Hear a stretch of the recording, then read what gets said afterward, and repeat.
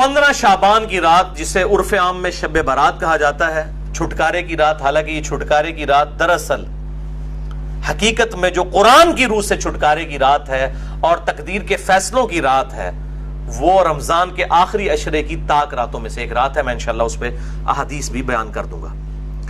بہرحال یہ 5 احادیث پبلک میں مشہور ہیں، 5 کی 5 ضعیف ہیں۔ سن لیجئے، پہلی حدیث جامعہ ترمذی اور سنن ابن ماجہ سے ہے، مشکات میں ہے 1299، بڑی مشہور حدیث ہے۔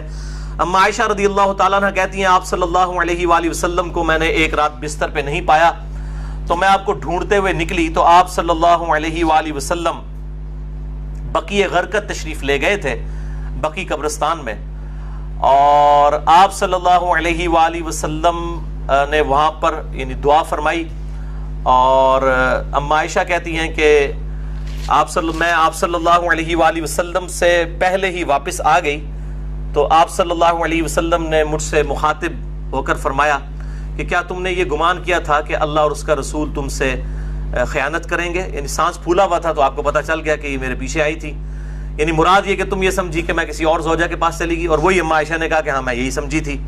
تو آپ نے فرمایا یہ بے شک نصف شعبان کی رات ہے، یعنی 15ویں رات ہے شعبان کی، 14 اور 15 کی درمیانی رات۔ اس رات اللہ تعالیٰ آسمان دنیا پر نزول فرماتا ہے جیسا کہ اس کی شان کے لائق ہے، اور بنی کلب کی بکریوں کے بالوں سے بھی زیادہ لوگوں کی مغفرت کر دیتا ہے، لیکن یہ روایت ہے ضعیف۔ ڈاکٹر طاہر القادری صاحب یہ روایت پڑھتے پڑھتے ٹھٹک گئے، کیونکہ اس کے آگے لکھا تھا امام ترمذی نے کہ روایتی جعلی ہے، لیکن یہ علماء اتنے بے شرم ہیں اور بالکل خیال نہیں کرتے ہیں کہ آدھی حدیثیں پڑھتے ہیں، اور چلے کوئی جاہل ہو تو ہم اس کو بینیفٹ آف ڈاؤٹ دے سکتے ہیں، لیکن اگر کوئی عالم اس طرح کی کام کرے گا تو اس کو تو پھر ہم نہیں چھوڑیں گے۔ یہ بے شرمی کی انتہا ہے اور علمی خیانت کی انتہا ہے۔ ٹھٹک گئے۔ آگے کے الفاظ ہیں، امام ترمذی کہتے ہیں کہ یہ روایت منقطع ہے، سب سے شدید جرح ہے کہ راویوں کی ملاقات ہی نہیں ہے آپس میں، اور وہ کہتے ہیں اس میں جو تبع تابعی ہے یحییٰ بن کثیر، اس کی ملاقات تابعی عروہ سے ثابت نہیں جو سیدہ عائشہ کے بھانجے تھے، اور جو تبع تابعی ہے حجاج، اس کی ملاقات یحییٰ بن کثیر سے سما ثابت نہیں ہے۔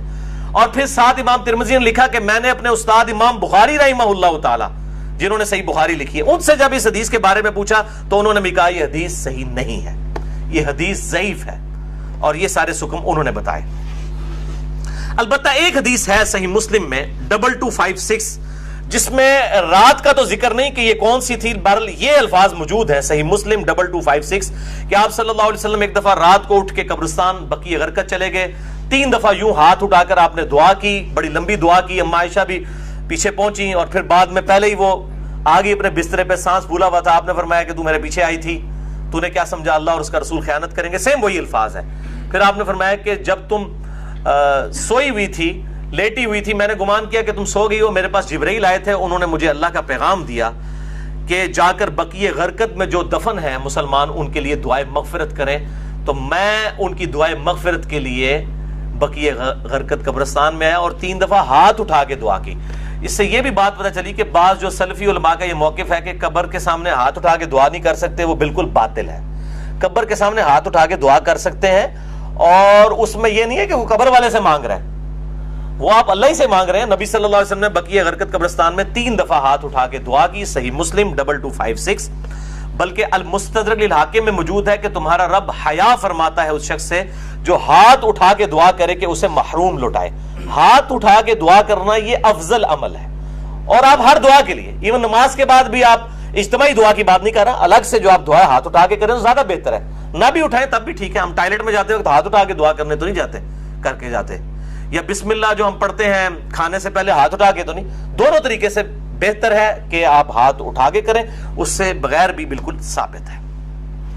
دیکھ لیں میں ساتھ کتنے چھوٹے چھوٹے مسائل بتا دیتا ہوں، اور یہی جو مسلم کی حدیث ہے 2256 اسی میں وہ دعا ہے، السلام علیکم اہل الدیار من المؤمنین والمسلمین وإنا انشاء اللہ بکم للاحقون نسأل اللہ لنا ولکم العافیہ، جو قبرستان جانے کی دعا ہے کہ اے اس قبرستان کے رہنے والے مسلمان مرد و عورت، مومنین مرد و عورت، ہم تم پر سلامتی بھیجتے ہیں، اور ہم تم سے اللہ کے حضور جو ہے وہ عافیت کا سوال کرتے ہیں، بے شک ہم بھی مر کے تمہارے پاس آنے والے ہیں، اپنے لیے بھی اور تمہارے لیے بھی اللہ کے حضور ہم عافیت کا سوال کرتے ہیں۔ دوسری حدیث شعب الایمان امام بیہقی کی کتاب میں ہے 1305، مشکات کے اندر اس کا نمبر ہے، اور یہ ویسے پرائمری کتاب ہے امام بیہقی کی شعب الایمان۔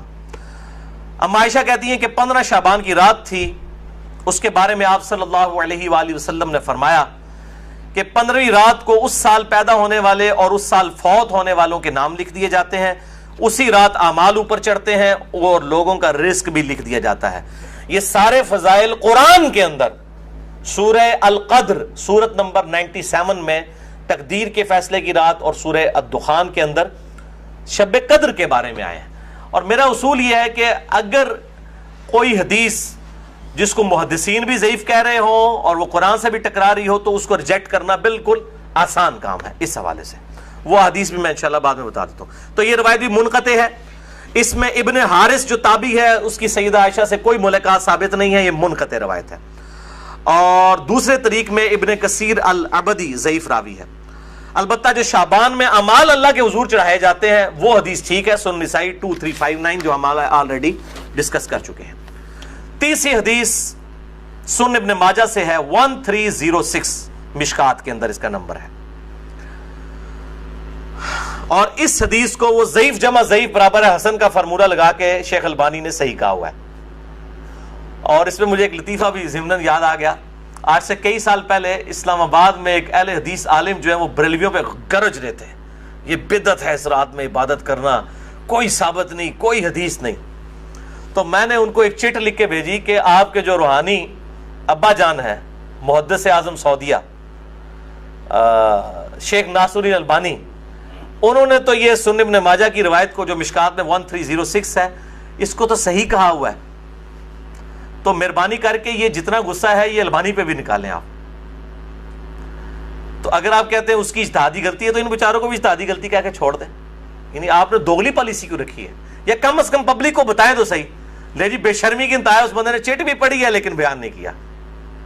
اپنے بابے سب کو ہی پیارے ہیں، ہمارا بابا ہمیں پیارا تو وہی صاحب ہے، بابے سب کو پیارے ہیں۔ یہ بابوں کا فتنہ بڑا خطرناک ہے، چاہے وہ کسی بھی شکل میں نکل آئے۔ تو یہ مجھے ضمناً بات یاد آ گئی اسی حدیث کے حوالے سے۔ ابو موسیٰ اشعری رضی اللہ تعالیٰ عنہ کہتے ہیں کہ نبی صلی اللہ علیہ وسلم نے فرمایا، بے شک اللہ تعالیٰ شعبان کی 15ویں رات اپنے بندوں پر خصوصی توجہ فرماتا ہے اور تمام مخلوق کو بخش دیتا ہے سوائے نمبر 1 مشرک کے اور نمبر 2 کینہ رکھنے والے کے۔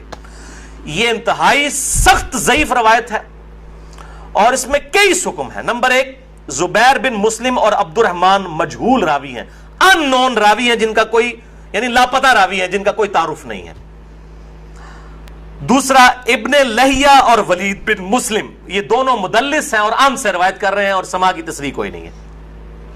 اور شیخ زبیر صاحب نے مشکات 1306 کے فٹ نوٹ پہ لکھا کہ اس کی جو سند ہے یہ ظلمات میں ڈوبی ہوئی ہے، یعنی کسی صورت ہی حسن درجے تک نہیں پہنچتی ہے، یہ تو ضعیف میں بھی سخت ترین ضعیف روایت ہے۔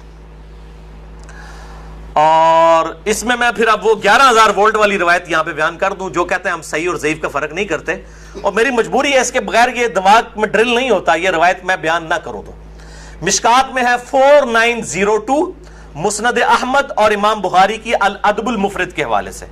امام بخاری کی بھی ساری حدیثیں صحیح نہیں ہیں، صرف صحیح بخاری کی روایتیں صحیح ہیں، الادب المفرد میں یہ ضعیف روایت ہے۔ اور اگر ہم وہ ڈاکٹر طارق قاضی صاحب کہتے ہیں ہم امام حنیفہ کے مقلد ہیں، آپ بخاری کے مقلد ہیں، اگر ہم بخاری کے مقلد ہو تو اس روایت کو صحیح مانیں۔ مشکات میں 4902 ہے کہ جو شخص اپنے جہلی نسب پر فخر کرے تو اس کو پھر تم کہو کہ تم اپنے جہلی نسب پہ فخر کرتے ہو، اسے کہو کہ اپنے باپ کی شرمگاہ کاٹ کے اپنے منہ میں رکھ لے، نعوذ باللہ من ذالک۔ اور یہ بات اس سے کنایے سے نہ کرو، ڈائریکٹ کرو۔ اتنی بےہودہ بات آپ صلی اللہ علیہ وسلم کبھی کہہ سکتے ہیں؟ وَإِنَّكَ لَعَلَىٰ خُلُقٍ عَظِيمٍ، اخلاق کے بلند ترین درجے پہ فائز۔ اور بخاری اور مسلم کی حدیث کہ آپ صلی اللہ علیہ وآلہ وسلم میں کنواری لڑکیوں سے زیادہ شرم و حیا تھی، وہ اس قسم کی بات کر سکتے تھے؟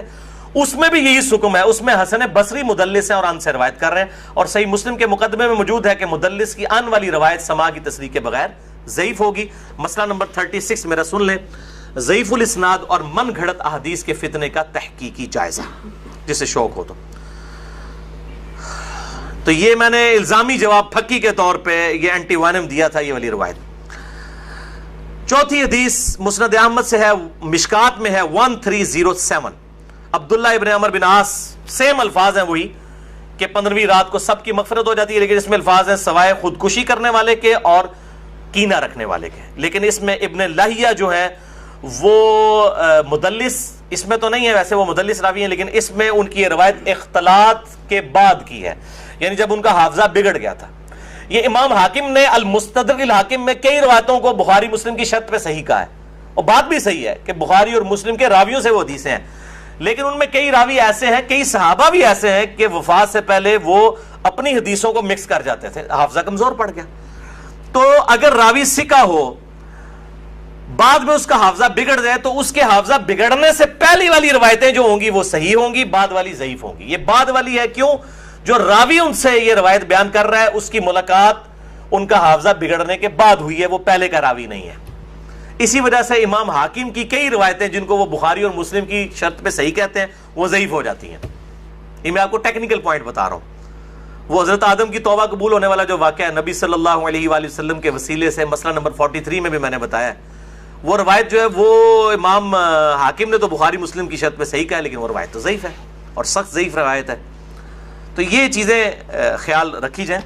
اور یہاں پہ میں ایک ضمناً اور بات بھی عرض کر دوں کہ یہ اہل تشیع کے ہاں بھی شعبانیہ منایا جاتا ہے 15 شعبان کی رات کو.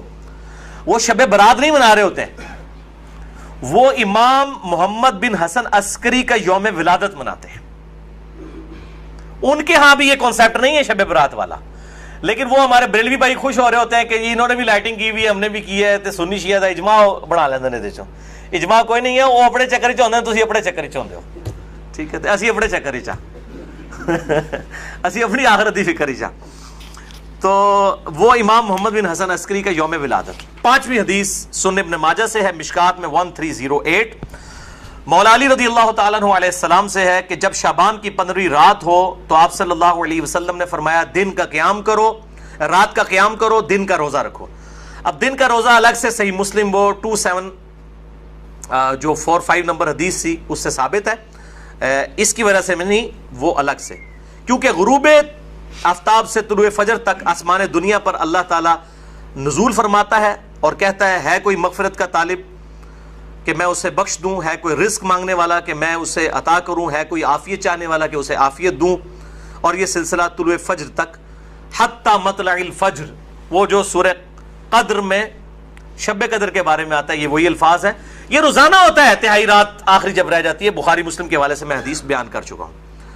تو 15 شعبان کا روزہ جو ہے وہ معاملہ بالکل الگ ہے. اس حوالے سے اور کئی روایتیں ہیں. شیخ زبیر زئی رحمہ اللہ تعالیٰ نے ایک پورا مضمون لکھا تھا جو مقالات کی پہلی جلد کے اندر وہ مضمون موجود ہے، جسے شوق ہے تو وہ پڑھ سکتا ہے. 14-15 صفحوں کا مضمون ہے جس میں انہوں نے یہ ساری بحثیں اس کی ضعیف روایتوں کے حوالے سے کی ہیں، اور انہوں نے ہی ایک صحیح قول بھی ایک تابعی کا لکھا. لیکن چونکہ تابعی کا قول مقطوع ہوتا ہے اور تابعی اگر کوئی غیب کی بات کرے گا تو وہ ضروری نہیں کسی صحابی سے سنی ہو، وہ کسی دوسرے تابعی سے بھی سن سکتا ہے. صحابی کی غیبی خبر جو ہے نا بیان کی ہوئی وہ امپلائڈ ہے کہ نبی صلی اللہ علیہ وآلہ وسلم سے سنی ہے. صحابی کی جو مرسل ہے وہ ایکسیپٹیبل ہے، اسے ہم موقوف روایت کہتے ہیں. تابعی کی مرسل ایکسیپٹیبل نہیں، اس کو ہم مقطوع کہتے ہیں. یہ غیبی خبر سے متعلق ہے، لیکن یہ تابعی تک قول ثابت ہے. اس کا مطلب یہ ہوا کہ اس زمانے میں بھی یہ مسئلہ موجود تھا. مکحول تابعی ہیں شام کے، یہ مشہور تابعی ہیں، اور ان کے بارے میں مشہور ہے کہ اکثر مرسل روایتیں چھوٹے ہوئے واسطوں والی بیان کرتے تھے. شعب الایمان امام بیہقی کی کتاب میں انٹرنیشنل نمبر کے مطابق 3671 نمبر یہ روایت ہے. وہ کہتے ہیں کہ 15ویں شعبان کو اللہ تعالیٰ زمین والوں کی طرف متوجہ ہوتا ہے 15ویں شعبان کی رات کو، اور کافر اور کینہ رکھنے والے کے سوا سب کو بخش دیتا ہے. اب یہ روایتیں اتنی زیادہ ہیں کہ اس کی وجہ سے بعض اہل حدیث علماء کا بھی یہ موقف ہے کہ کچھ نہ کچھ اس کی اصل موجود ہے. اکثر تو نہیں مانتے لیکن کچھ اہل حدیث علماء بھی مانتے ہیں، اور دیوبند بریلوی تو ویسے ہی مانتے ہیں. اور میرا موقف شروع سے جو تھا وہی ہے کہ میں ہمیشہ فتویٰ نہیں لگاتا، خود کرتا نہیں ہوں، کسی پہ فتویٰ نہیں لگاتا. میرا مسئلہ نمبر 44 پرانا بھی سن لیں اور اب یہ نیا بھی آج ریکارڈ ہو رہا ہے. میرا موقف وہی تھا 5 سال پہلے بھی، اور باقی میں خود کیوں نہیں کرتا، جب تک کوئی چیز اتھینٹیکیٹ نہ ہو جائے تو نہیں کرنی چاہیے. یہ اکثر کہتے ہیں نیکی کا کام ہے، خیر ہے کرنے دو جی. لوگ سال کے بعد اگر کوئی نکلی ہے عبادت کے لیے، تو میرے بھائی سال کے بعد لوگ عید کی نماز کے لیے نکلتے ہیں، تو آپ عید کی اذان کیوں نہیں دیتے ہیں لوگوں کو بلانے کے لیے؟ نہیں جی ثابت نہیں ہے. تو کیا ثابت نہ ہوئی تو کیا ہوا, گناہ کا کام تو نہیں ہے, دے دیا کرے اذان. سال بعد لوگوں نے عید پڑھنے کے لیے نکلنا ہوتا ہے, پکیجے الزامی جواب, اینٹی وینم, لاجیکل آنسر. تو کہیں گے نہیں جی ثابت نہیں. بھئی آپ کا تو فارمولہ تھا, ثابت ہو یا نہ ہو, نیکی کا کام ہے تو کر لیں. تو عید کی اذان دے دیں, جنازے کی اذان دے دیں, کیوں نہیں دیتے؟ کہتے ہیں جی نبی صلی اللہ علیہ وآلہ وسلم سے ثابت نہیں. ہم بھی یہی کہہ رہے ہیں. اور پھر اس حدیث کو بھی یاد کر لیں جو صحیح مسلم میں 2684 اور مشکات میں 2052 ہے کہ آپ صلی اللہ علیہ وآلہ وسلم نے جمعے کے دن کو اور جمعے کی رات یعنی شب جمعہ کو قیام کے لیے مخصوص کر لینا, یعنی میں نے صرف یہ اسی میں ہی قیام کرنا ہے, اس سے منع فرمایا ہے. اور الا یہ کہ کسی کے روزے پہلے سے چلتے آ رہے ہوں یا کوئی پرٹیکولر روزہ آ جائے, جس طرح 10 محرم کا روزہ آ گیا یا یوم عرفہ کا, وہ رکھ سکتا ہے, اس کے علاوہ نہیں.